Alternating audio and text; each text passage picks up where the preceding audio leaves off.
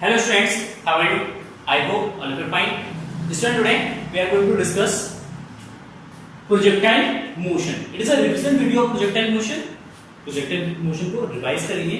इससे पहले हमने वेक्टर्स को रिवाइज किया था, शॉर्ट समरीज रिविजन दिया था आपका वेक्टर का. उसमें हमने वेक्टर्स के additions, vectors and product of vectors discuss किया था. ठीक है, आज प्रोजेक्टाइल मोशन को ब्रीफली शॉर्ट में डिस्कस करते हैं. देखिए projectile motion, what is a projectile motion? Projectile motions means अगर कोई भी बॉडी अंडर ग्रेविटी मूव करता है एंड एक पैराबोलिक ट्रैजेक्टरी में मूव करता है. फर्स्ट केस में कि projectile motion is the motion under the gravity. इसके अंडर मोशन है, ग्रेविटी के अंडर मोशन है, ग्रेविटी के अंडर मूव करता है. एंड एज वेल एज अगर इसका पाथ कैसा है, पैराबोलिक पाथ. किस तरीके के पाथ में मूव करता है, वो अगर पैराबोलिक पाथ में मूव करता है जस्ट लाइक दिस, तो it means this motion is called projectile motion. ठीक है, तो प्रोजेक्टाइल मोशन में पाथ आपका प्रोजेक्टाइल्स होते हैं. तो इसमें सबसे फर्स्ट ऑफ ऑल हमें ये कैलकुलेट करना है प्रोजेक्टाइल मोशन में कि इक्वेशन ऑफ ट्रैजेक्टरी क्या है. This path is called as trajectory. ये हमारा ट्रैजेक्टरी है.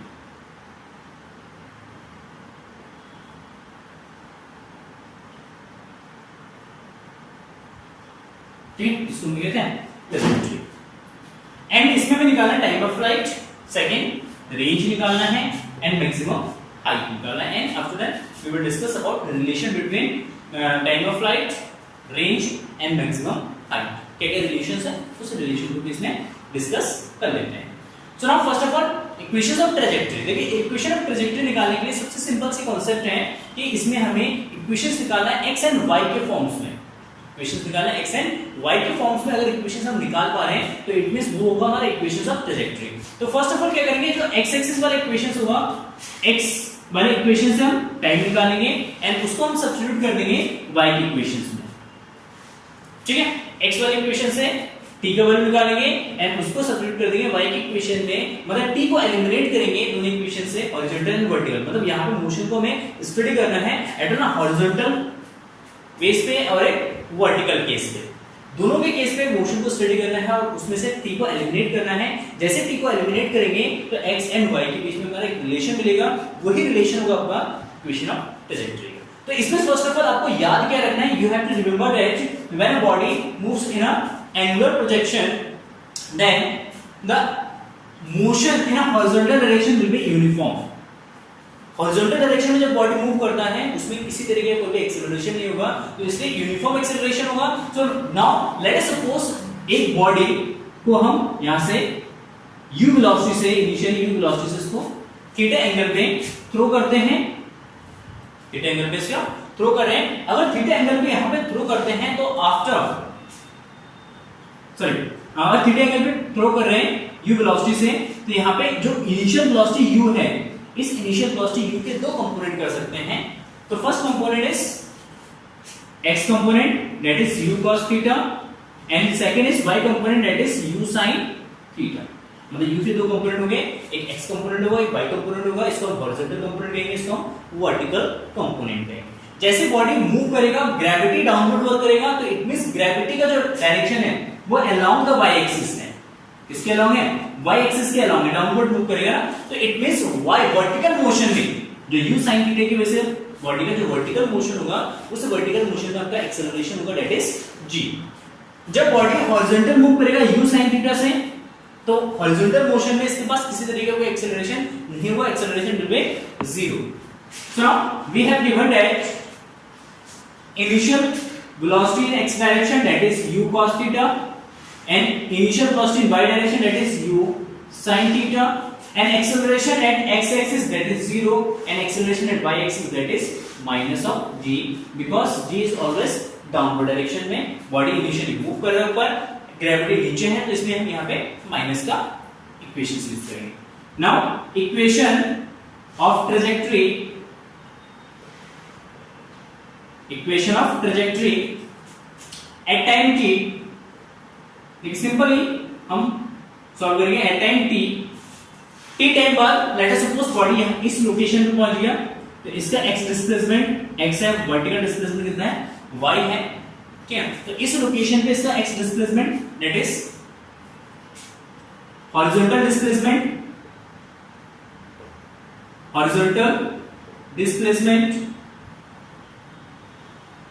that is x is equal to ux into t, simply ux into t की मल्टीप्लाई करेंगे and ux is equal to u cos theta into t, then here t is equal to x upon u cos theta। ये आपका horizontal motion हो गया। And vertical motion की अगर बात करते हैं ना, vertical displacement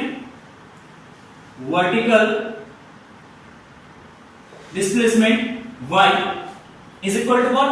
That is u by t minus half of gt square, u by t minus half of gt square, because ये एक्सेलरेटिंग मोशन है, एक्सेलरेट कर रहा है, एक्सेलरेशन है, इसलिए हम यहाँ पे second equation of motion use करेंगे। So now u is equal to u sin theta into t को एलिमिनेट करते हैं, यहाँ से इन दोनों इक्वेशन से t को एलिमिनेट करेंगे तो t का वैल्यू यहाँ पे सब्स्टिट्यूट कर देते हैं and we get u sin theta divided by x by u cos theta minus 1 by g into t, t का स्क्वायर हो जाएगा x square by u square cos square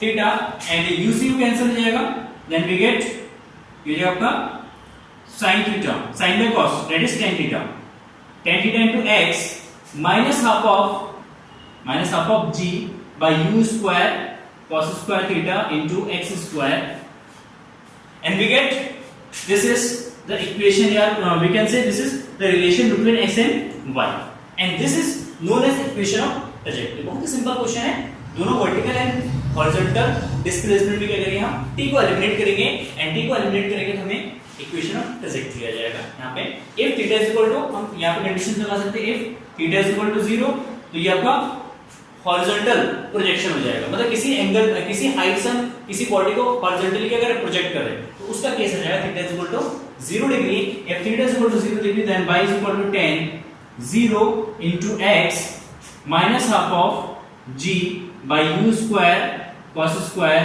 0 into x square।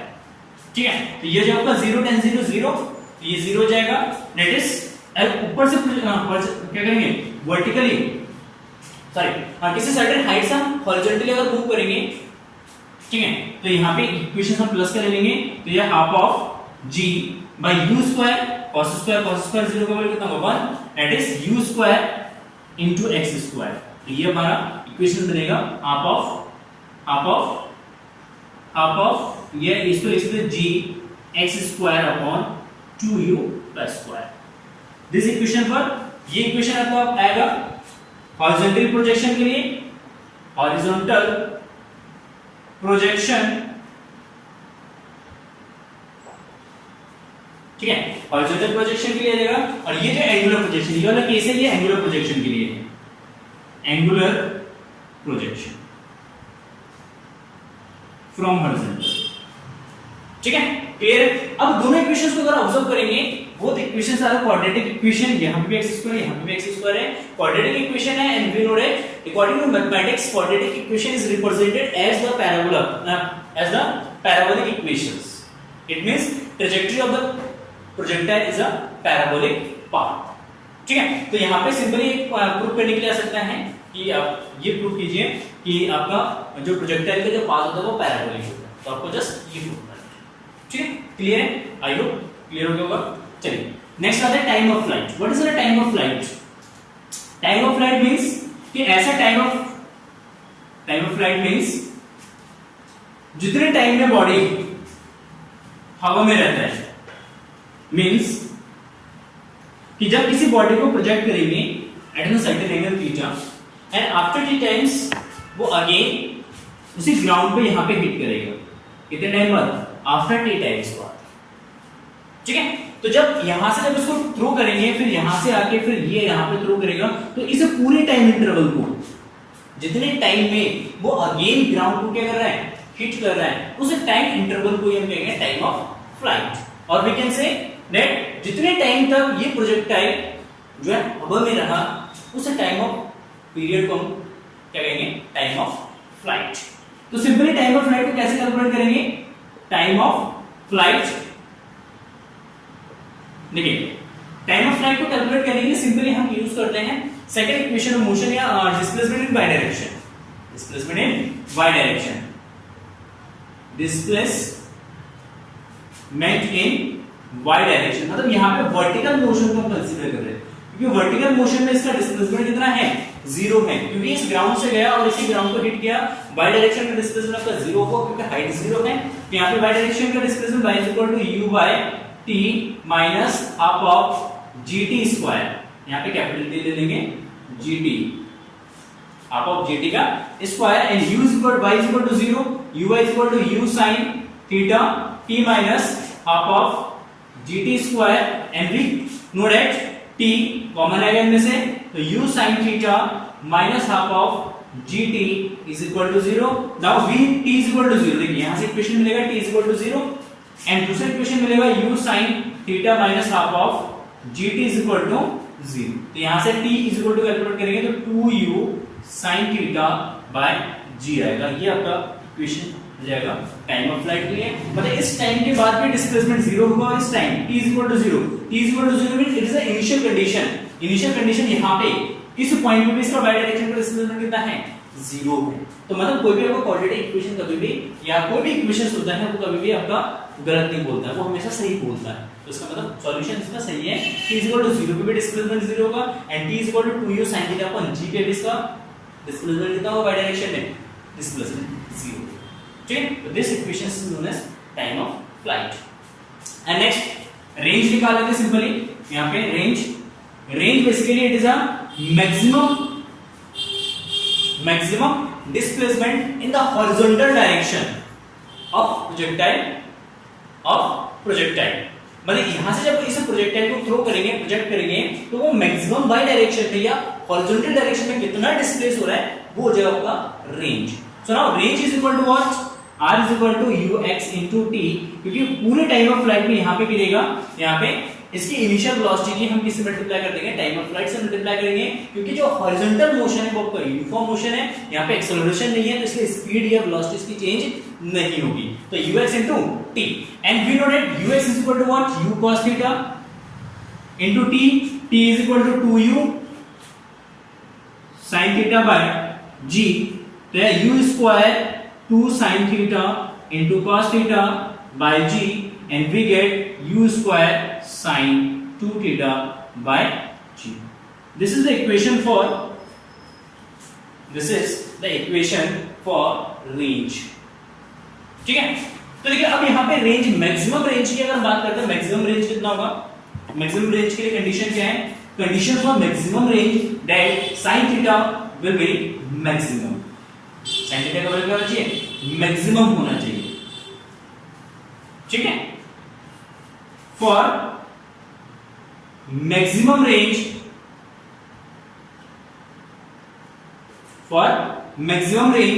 sin 2 theta will be 1, and sin 2 theta will be 1, it means 2 theta is equal to pi by 2 and theta is equal to pi by 4, theta is equal to pi by 4, मतलब pi by 4 45 degree पे जब projectile को throw करेंगे या project करेंगे तो उसका range जो है मैक्सिमम होगा, and maximum range r max is equal to what, u square by 2g. It is the most important formula for maximum range.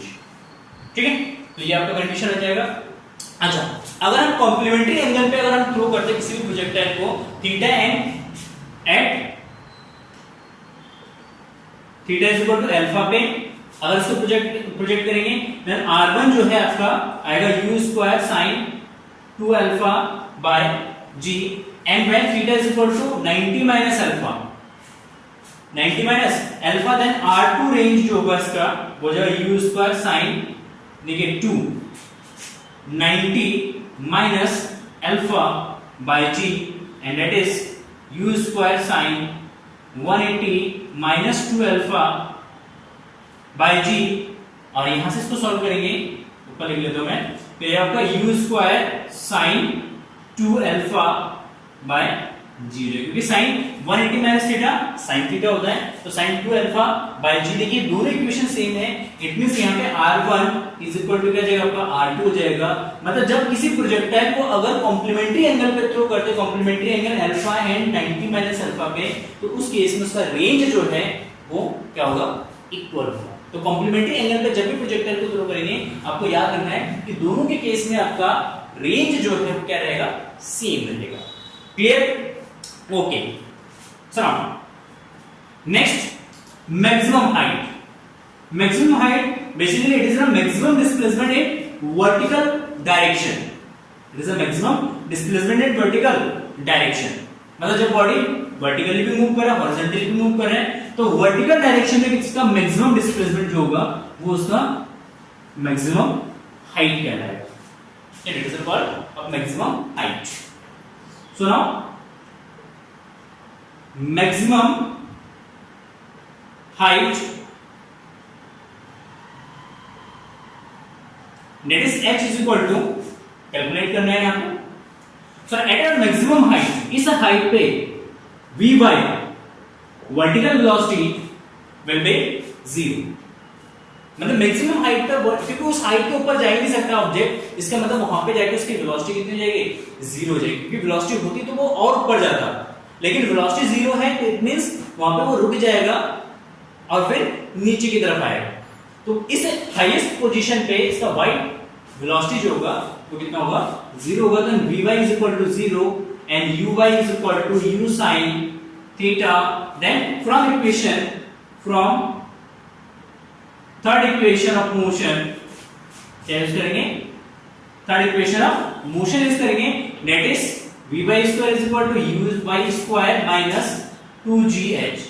Minus का इक्वेशन इसलिए हम यहां पे यूज कर रहे हैं क्योंकि मोशन क्या है, ऊपर है, अपवर्ड है, एक्सेलरेशन डाउनवर्ड है, तो मोशन एंड जो एक्सेलरेशन वो आपका एक दूसरे के अपोजिट है, तो यहां पे नेगेटिव यूज कर रहे हैं।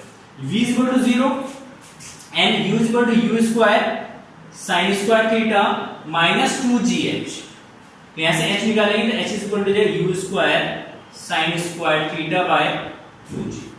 This is equation for maximum height. ये आपका मैक्सिमम हाइट क्लियर हो जाएगा, u square sin square theta by 2g। तो देखिए प्रोजेक्टाइल मोशन में मोस्ट ऑफ केस में हमने ओनली वर्टिकल मोशन को ही यूज किया है, हॉरिजॉन्टल मोशन केवल रेंज निकालने के लिए किया है, बाकी हाइट एंड टाइम पीरियड निकालने के लिए हमने वर्टिकल मोशन को ही हमने यूज किया। तो ऐसी डाटा का यूज कर सकते हैं या करते हैं जो हमारे पास गिवन हो, ये इजीली प्रोवाइडेड है, ठीक है, क्लियर है। So now next, what is the relation between r h and t। r h और t में रिलेशन निकालते हैं, रिलेशन देखते हैं सिंपली। रिलेशन से क्या होगा, आपका जो कैलकुलेशन है या आपकी जो स्टडी है वो बहुत सिंपल हो जाता है, बहुत इजीएस्ट हो जाता है। So now t is equal to what, 2u sin theta by g, r is equal to u square sin 2 theta by g and h is equal to what, आपका u square sin square theta by 2g, u square sin square theta by 2g। ये तो है equations. t is equal to 2u sin theta by g, u square sin square, हां सही है। देखिए अब इसमें रिलेशन देखते हैं, what is the relation between r and t, ठीक है। इक्वेशंस, इस इक्वेशंस को हम क्या करते हैं, स्क्वायर करते हैं। t square is equal to 4u square sin square theta by g का स्क्वायर।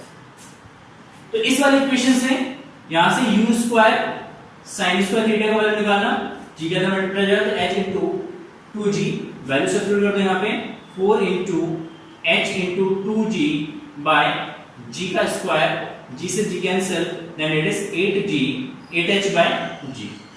मतलब अगर आपको टाइम पीरियड दे रखा है तो हम इजीली क्या कर सकते हैं, हाइट कैलकुलेट कर सकते हैं। Let us suppose if time period of projectile motion is 4 second या 2 सेकंड, 4 सेकंड ले लेते हैं, then what is the height, कितना हाइट गेन करेगा ये, कितना हाइट तक वो पहुंच सकता है, देन इस फॉर्मूले से हम हाइट निकाल सकते हैं। Then h is equal to हो जाएगा आपका t into g by 8, that is t is equal to 4 into 10 by 8 to that is 5 metre. मतलब मैक्सिमम कितना मीटर तक जा सकता है, 5 मीटर तक पहुंच सकता है। डीप रिलेशन हो जाएगा t और h में। एंड सेकंड रिलेशन लिखते हैं r और h में, एंड r और h में क्या रिलेशन है देखेंगे यहाँ पे। So now r is equal to u square into ये जगह sin 2 थीटा का फॉर्मूला यूज करेंगे 2 sin theta into cos theta by g and यहां से इस वाले इक्वेशन से अगर u स्क्वायर का वैल्यू निकालेंगे then u square is equal to h into 2g by sin square theta हो जाएगा। वैल्यू रख देंगे यहां u स्क्वायर की तो h into 2g by sin square theta into 2 sin theta into cos theta. Clear? सुनो sin theta से sin theta cancel हो जाएगा, सॉरी अपॉन g भी है एंड g से g कैंसिल हो जाएगा, 2 जो 4h into cos theta by sin theta, cos theta by sin theta is equal to cot theta, then 4h into cot theta. यहां से हम रिलेशन बता सकते हैं, cot थीटा को ले लेंगे tan थीटा कन्वर्ट हो जाएगा तो r into tan theta is equal to 4h। अगर यहाँ पे आपका एंगल ऑफ प्रोजेक्शन दे रखा है तो r गिवन है h निकाल सकते हैं या h गिवन है तो r निकाल सकते हैं। तो this is another relation r tan theta is equal to 4h। Is it clear? And t and r का रिलेशन निकालेंगे तो t एंड r का रिलेशन हो जाएगा, देखिए t इज इक्वल टू है आपका 8 अपॉन g इनटू यहां से h का वैल्यू निकालेंगे तो r tan थीटा बाय 4 हो जाएगा। h का वैल्यू यहां पे सब्स्टिट्यूट करेंगे, यहां से 4 इसके डिवाइड में जाएगा तो r tan थीटा बाय 4, तो यहां से 2 से 2 कैंसिल 4 को डिवाइड कर देंगे तो 2r tan theta by g। This is another relation between r and t। ठीक है, तो आई होप ये सारे रिलेशंस भी आपको समझ में आ गए होंगे। ठीक, and thank you for watching this video, have a nice day, bye bye.